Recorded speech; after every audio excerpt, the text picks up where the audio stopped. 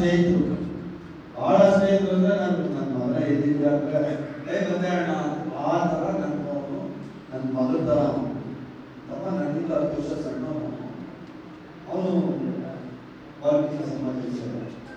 ನಂದು ಒಂದು ಯಾವಾಗ ಫೈಟು ಏನ್ ಫೈಟು ಅಣ್ಣ ಅಂದ್ರೆ ಅಕ್ಕಪಕ್ಕರು ವಾಲ್ಮೀಕಿ ಅಂತ ಅವನು ನಾನು ಕುರುಬರು ಅಂತ ನಾನು ಒಂದಿನ ನಮ್ಮಿಬ್ಬರು ಗಲಾಟೆ ಎಂತಕ್ಕ ಹೋಯ್ತು ಅಂದ್ರೆ ಸಿಎಂ ತನಕ ಹೋಗುದು. ಅವನು ನೋಡೋಣ ಸುರೇಶಣ್ಣ ಅಕ್ಕಪಕ್ಕ ಕುರುಬರು ಅಂತ ಫೈಟ್ ಮಾಡ್ತಾನೆ, ಅಕ್ಕಪಕ್ಕರು ವಾಲ್ಮೀಕಿ ಸಮಾಜ. ಸಿಎಂ ಒಂದೇ ಮಾತು ಹೇಳಿದ್ರು, ಕುರುಬರು ನಾಯಕರು ಇಬ್ರು ಗೊತ್ತೇ ಬಿಡ, ಅವನ ಅಕ್ಕಪಕ್ಕ ವಾಲ್ಮೀಕಿ ಜನಾಂಗಕ್ಕೂ ಸೇರಿದವರು ಕುರುಬರು ಜನಾಂಗಕ್ಕೂ ಸೇರಿದವರು ನೀವಿಬ್ರು ಹೋಗಿ ಒಂದೇ ಅಂತ ಹೇಳಿ ಆಯ್ತು. ನೀವು ಏನ್ ಮಾಡ್ತಾ ಮಾಡ್ಕೋಬಹುದು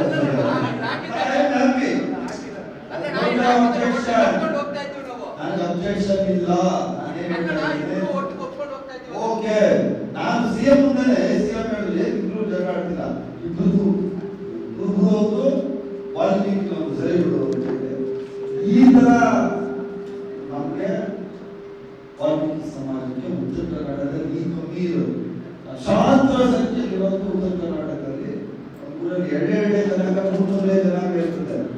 ಕುರುಬರು, ಮುಸಲ್ಮಾನರು, ವಾಲ್ಮೀಕರು ಈ ತರ ಸಂಬಂಧಗಳು ಇರುವಂತದ್ದು. ಕ್ಷುಲ್ಲಕವಾಗಿ ಯಾವ ರಾಜಕಾರಣ ಮಾಡ್ತಾವೆ ಒಂದು ಕೋಲಾರ ಜಿಲ್ಲೆಯಲ್ಲಿ ಕೆಲವು ಜನ ಅದ್ರ ಬಗ್ಗೆ ನೀವೆಲ್ಲ ಹುಷಾರಾಗಿ ಕಾಂಗ್ರೆಸ್ ಪಕ್ಷದಿಂದ ಮಾತ್ರ ಕಾಂಗ್ರೆಸ್ ಪಕ್ಷ ಮಾತ್ರ ಡಾಕ್ಟರ್ ಅಂಬೇಡ್ಕರ್ ಅವರು ಕೊಟ್ಟಂತ ಸಂವಿಧಾನವನ್ನ ಇವತ್ತು ಜಾತಿ ರಾಜಕಾರಣ ಮಾಡ್ತಾರೆ. ಬಿಜೆಪಿ ಯಾರು ಉದ್ಧಾರ ಮಾಡವ್ರೆ? ಅಂಬರೀಷ್ ಹೇಳ್ತಾ ಇದ್ದಾರೆ ಎಂಟೋದ್ರು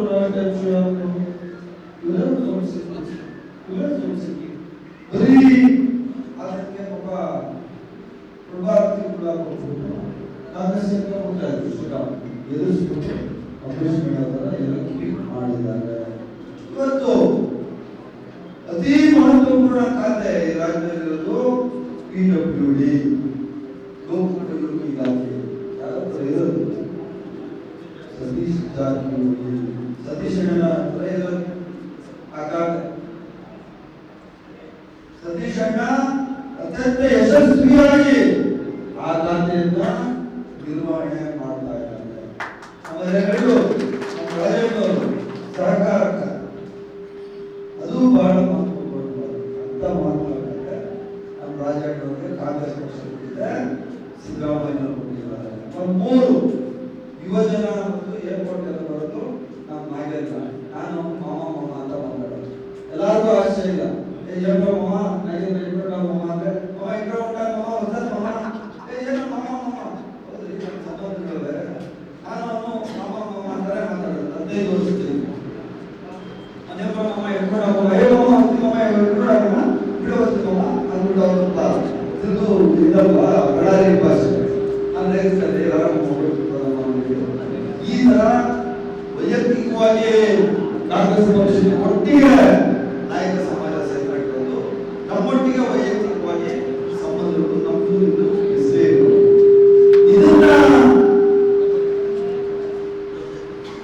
ಇದನ್ನ ಸ್ವಲ್ಪ ಯುನಿಕ್ ಮಾಡಿ ಸ್ವಲ್ಪ ಆರ್ಗನೈಸೇಷನ್ ಮಾಡಿ ನೋಡ್ತಾ ಇದ್ದಾರೆ. ದಯವಿಟ್ಟು ಹುಷಾರಾಗಿ. ಬಹಳಷ್ಟು ಹುಡುಕಿ ಯಾರಾದ್ರೂ ಒಬ್ಬ ಉತ್ತಮವಾದ ವ್ಯಕ್ತಿ ಹೋರಾಟಕ್ಕೆ MP ಆಗಿ ಬರಬೇಕು ಅಂತ ಕಾಂಗ್ರೆಸ್ ಪಕ್ಷದ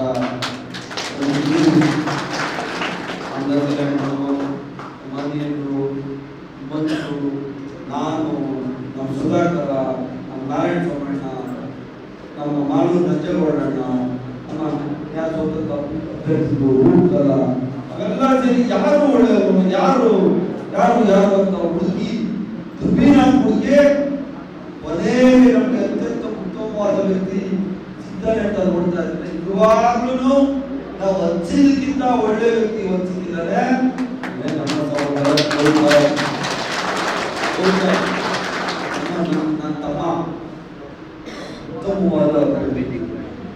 ಯಾವುದು ಕ್ರಿಮಿನಲ್ ಹಿನ್ನೆಲೆ ಇಲ್ಲ, ಯಾವುದು ಆಸ್ತಿ ನೋಡಿದಂತ ಹಿನ್ನೆಲೆ ಇಲ್ಲ, ಯಾರು ಮೋಸ ಮಾಡಿದಂತ ಹಿನ್ನೆಲೆ ಇಲ್ಲ, ದೊಡ್ಡ ರಾಜಕೀಯ ಹಿನ್ನೆಲೆ ಇಲ್ಲ. ಇದು ಇವತ್ತು ಗ್ರಾಜುಯೇಟ್, ಸಿವಿಲ್ ಇಂಜಿನಿಯರ್ ಗ್ರಾಜುಯೇಟ್ ಮುಗಿದ ತಕ್ಷಣ, ಈ ಮೀಟಿಂಗ್ ಮುಗಿದ ತಕ್ಷಣ ನಿಮ್ ಏರಿಯಾಗೆ ಹೋಗ್ಬೇಕು, ನಿಮ್ ರಸ್ತೆಗೆ ಹೋಗ್ಬೇಕು, ನಿಮ್ ಕೇರಿಗೆ ಹೋಗ್ಬೇಕು, ನಿಮ್ ಊರಿಗೆ ಹೋಗ್ಬೇಕು. ಒಬ್ಬೊಬ್ಬರು ನೀವು ಕೈ ಹಿಡಿದು ಕಾಲು ಹಿಡಿದು ಯಾವುದೇ ಜನಾಂಗ ಆಗಲಿ ನಾಯಕರೆಲ್ಲ ನಮ್ಗೆ ಓಟ್ ಹಾಕ್ಬೇಕು. ಜೊತೆಯಲ್ಲಿ ಬೇರೆ ಜನಾಂಗದ ವ್ಯಕ್ತಿಗಳು ಯಾರಿದ್ದಾರೆ, ನಿಮ್ಮ ಸ್ನೇಹಿತರು, ವ್ಯಾಪಾರಸ್ಥರು ಯಾರಿದ್ದಾರೆ ಅವರೆಲ್ಲರಿಗೂ ಗೌತಮ್ಗೆ ನಿಮ್ಮ ಆಶೀರ್ವಾದ. ಡೈಲಿ ನಾನೊಂದು ಕೋಲಾಟ ಓಡಾಡೋ ಅವಶ್ಯಕತೆ ಇರಲಿಲ್ಲ. ಅದೇ ಡಿಪ್ಯೂಟಿ ಮಿನಿಸ್ಟರ್ ಆಯ್ತಪ್ಪ ಮಾಡಿ ಅಂತ ಹೋಗೋದಾಗಿತ್ತು. ಆದ್ರೆ ಗೌತಮ್ ಆತನ ಒಳ್ಳೆ ಗುಣ ನೋಡಿ, ಈ ಕೆಲವರು ಉನ್ನಾನ ಮಾಡ್ತಾರಲ್ಲ, ಇವರು ವಿರುದ್ಧವಾಗಿ ನಾವು ಗೆಲ್ಲಬೇಕು, ಸ್ವಾಭಿಮಾನ ಗೆಲ್ಲಬೇಕು. ಕೋಲಾರ ಜನತೆಯ ಸ್ವಾಭಿಮಾನದ ಪ್ರಶ್ನೆ, ಡಾಕ್ಟರ್ ಅಂಬೇಡ್ಕರ್ ಅವರು ಕೊಟ್ಟಿರುವಂತ ಸಂವಿಧಾನದ ಪ್ರಶ್ನೆ. ಈ ಸಂವಿಧಾನ ಉಳಿಬೇಕು ಅಂದ್ರೆ ಗೌತಮ್ ಅಂತ ಯುವಕ ಪಾರ್ಲಿಮೆಂಟ್ ಹೋಗಬೇಕು ಅನ್ನೋದಕ್ಕೆ ನಾನು ನದಿಹಣ್ಣು, ಅನಿಲು, ನಮ್ಮ ಮಂಜು ನಾವೆಲ್ಲ ಕೆಲಸಗಳು ಬಿಟ್ಬಿಟ್ಟು, ಬಿಸಿನೆಸ್ ಬಿಟ್ಬಿಟ್ಟು, ರಾಜಕೀಯ ಬಿಟ್ಬಿಟ್ಟು ಬರೀ ಗೌತಮ್ ಕೆಲಸ ಇರ್ತದೆ ನಮ್ದು ಲಕ್ಷ್ಯ. ನೀವು ಯಾರು ಅನ್ಯಾಯ ಭಾವಿಸ್ಕೊಳ್ಬೇಕು, ಯಾವತ್ತೂ ನಾವು ನಿಮ್ಮ ಜೊತೆ ಇರ್ತೀವಿ. ನಿಮ್ ಋಣ ಗೌತಮ್ ಮೇಲೆ ಇರ್ಲಿ, ನಿಮ್ ಋಣ ಕಾಂಗ್ರೆಸ್ ಪಕ್ಷದ ಮೇಲೆ ಇರ್ಲಿ. ನಮ್ಮ ಪ್ರಾಣ ಹೋದ್ರು ನಿಮ್ಮನ್ನು ಬಿಟ್ಕೊಡಲ್ಲ. ನಿಮ್ಮನ್ನ ಯಾವುದೇ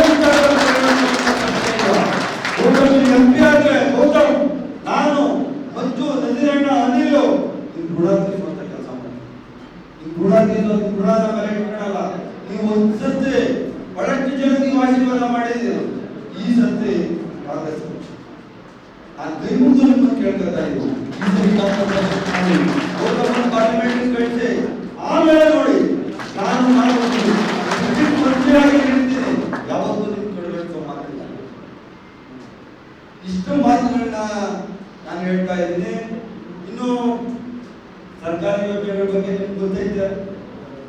ಸಿದ್ದರಾಮಯ್ಯನವರು ಈ ರಾಜ್ಯದ ಮುಖ್ಯಮಂತ್ರಿ ಆಗ ಮುಂಚೆ 5 ಯೋಜನೆಗಳು ಕೊಟ್ಟಿದ್ರಿ. ಎಲ್ಲ ಹೆಣ್ಮಕ್ಳಿಗೂ 2,000 ರೂಪಾಯಿ ಅಲ್ಲ ನೀವು ಅಪ್ಲಿಕೇಶನ್ ಯಾರ್ಯಾರು ಹೆಣ್ಮಕ್ಳು ಇದ್ದೀರಿ, ನಮ್ಮ ಹೆಣ್ಮಕ್ಳು 2,000 ರೂಪಾಯಿ ತಗೋತಾವ್ರೆ. ಕರೆಂಟ್ ಫ್ರೀ, 200 ಯೂನಿಟ್ ವರೆಗಿನ ಕರೆಂಟ್ ಫ್ರೀ. ಇರೋರಲ್ಲಿ 10 ತಿಂಗಳಿಂದ ಯಾರಾದ್ರೂ ಕರೆಂಟ್ ಬಿಲ್ ಕಟ್ತಾ ಇದ್ದೀರಾ? ಹೇಳಿ ಜೋರಾಗಿ. ಯಾರು? ಸಿದ್ದರಾಮಯ್ಯ 2,000 ರೂಪಾಯಿ ಪ್ರತಿ ಹೆಣ್ಮಕ್ಳಿಗೆ ಕೊಟ್ಟಿದ್ಯಾರು? ಕಾಂಗ್ರೆಸ್ ಪಾರ್ಟಿ, ಸಿದ್ದರಾಮಯ್ಯ. ಇದನ್ನ ನೀವು ಯೋಚನೆ ಮಾಡಬೇಕು. ಇಡೀ ರಾಜ್ಯದಲ್ಲಿ ಯಾವುದೇ ಭಾಗದಲ್ಲಿ ಹೆಣ್ಮಕ್ಳು ಫ್ರೀಯಾಗಿ ಬಸ್ ಓಡಾಡ್ತಾರೆ. ಕೊಟ್ಟಿದ್ಯಾರು? ಕಾಂಗ್ರೆಸ್ ಪಾರ್ಟಿ, ಸಿದ್ದರಾಮಯ್ಯ.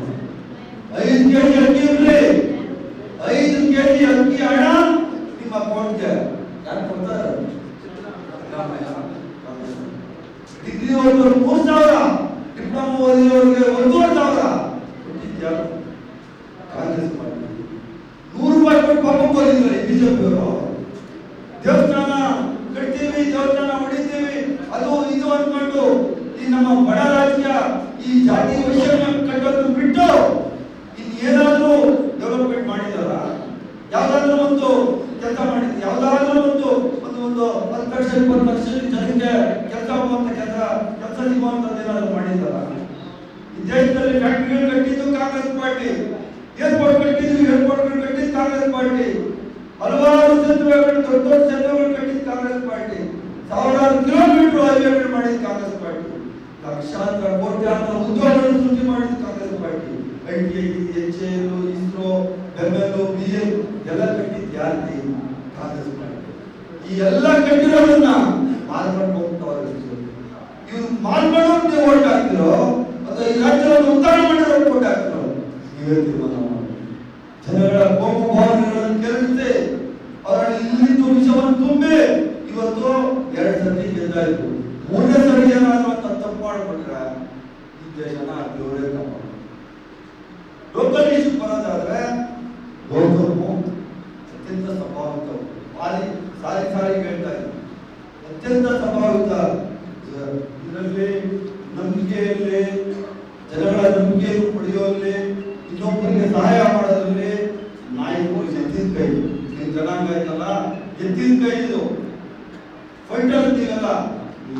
ಫೈಟರ್ಸ್ ಆಗಿ ಗೌತಮ್ ಈ ಚುನಾವಣೆ ಒಬ್ಬೊಬ್ಬರು ನೀವು ಎಲ್ಲ ಮಂತ್ರಿ ನಾಯಕರಾಗಬೇಕು ಯೋಚನೆ ಮಾಡಿ. ಈ ಬಿಜೆಪಿ ಅವ್ರು ಬಿಟ್ರೆ ಸಂವಿಧಾನ ಚೇಂಜ್ ಮಾಡಿ ಫಸ್ಟ್ ಕಿತ್ತಾಕತೆ ಮೀಸಲಾತಿ ಅವರು ಸ್ವಾಮೀಜಿಗಳು ಸುಳ್ಳು ಹೇಳ್ಬಿಟ್ಟು ನಮ್ಮ ವಾಲ್ಮೀಕಿ ಸ್ವಾಮಿಗಳಿಗೆ ಸುಳ್ಳು ಹೇಳ್ಬಿಟ್ಟು ನಾವು ಅದೇನೋ ಒಂದು ಲೆಟರ್ ಇಶ್ಯೂ ಮಾಡ್ಬಿಟ್ಟು ಕೊಟ್ಟ ಮೀಸಲಾತಿ 11% ಕೊಟ್ಟರೆ ಮೀಸಲಾತಿ ಕೊಡ್ತೀವಿ ಅಂತ ಹೇಳ್ಬಿಟ್ಟು 1 ವರ್ಷ ಸ್ವಾಮೀಜಿಗಳಿಗೆ ನಾನೇ ಹೋಗಿ ನಾನು ಸಿದ್ದರಾಮಯ್ಯ ಚೂಸ್ಬಿಡ್ತೀನಿ ಬಿಡಿ ಸ್ವಾಮೀಜಿ ಅಂತ ಹೇಳಿ 11% ಕೊಡ್ತೀವಿ ಅಂತ ಹೇಳ್ಬಿಟ್ಟು ಆರ್ಡರ್ ಮಾಡ್ಬಿಟ್ಟು ಆ ಸ್ವಾಮೀಜಿನ 1 ವರ್ಷ ನೀರಿಲ್ಲ ಊಟ ಇರ್ತೀರ ಸ್ವಾಮೀಜಿ ಬಿಸಿಲಲ್ಲಿ ಸ್ವಾಮೀಜಿಗಳನ್ನು ಕುಂಡಿಸಿ ಸುಳ್ಳು ಹೇಳ್ಬಿಟ್ಟು ಲೆಟರ್ ಕೊಟ್ಟ ಮೀಸಲಾತಿ ಕೊಡೋದು ಇಲ್ಲ.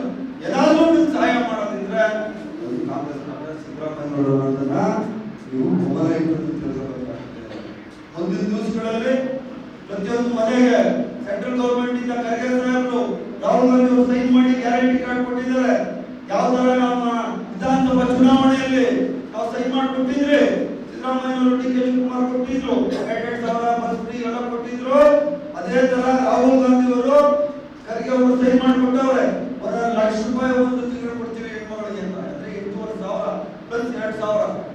ನಮ್ಮ ದೇಶದಲ್ಲಿ ಕಾಂಗ್ರೆಸ್ ಪಕ್ಷ ಅಧಿಕಾರಕ್ಕೆ ಬಂದ್ರೆ ಕೂಡಲೇ 10,000 ಮನೆಗೆ ಬಂದ್ರೆ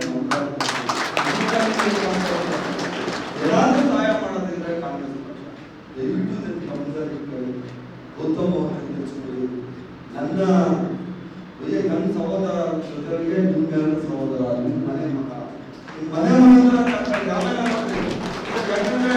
4 ವರ್ಷ ಹೇಳ್ತೀನಿ, ನಾನು ಇಲ್ಲೇ ಇರ್ತೀನಲ್ಲ, ನಾನು ಮಂತ್ರಿ ಆಗಿರ್ತೀನಿ, ನಾನು ಕೋಲಾರದಲ್ಲಿ ಹೇಳ್ತೀನಿ. వెల్కమ్ చెప్పండి వచ్చి చెప్పి 20 ఏం చేస్తాడో అని కేಳ್ಕೊಳ್ಳಿ. ఏమన్నా క్వశ్చన్ అడిగి గిట్టలేదు నేను మీరేం చేస్తారో అదంతా పని చేస్తారు. ఎప్పుడు గౌతమ్ చాలా మంచి ಇದು ನಿಮ್ಮ ಮನಸ್ಸಲ್ಲಿ ಮಾತುಗಳು ಇಟ್ಕೊಂಡು ನೀವು ಗಮನ ಇಟ್ಟು ಕೇಳ್ಕೋಬೇಕು. ಕ್ರಿಮಿನಲ್ ಸಹಾಯ ಮಾಡಬೇಡಿ, ನಮ್ಮ ಪಕ್ಷಕ್ಕೆ ದ್ರೋಹ ಮಾಡೋ ಸಹಾಯ ಮಾಡಬೇಡಿ.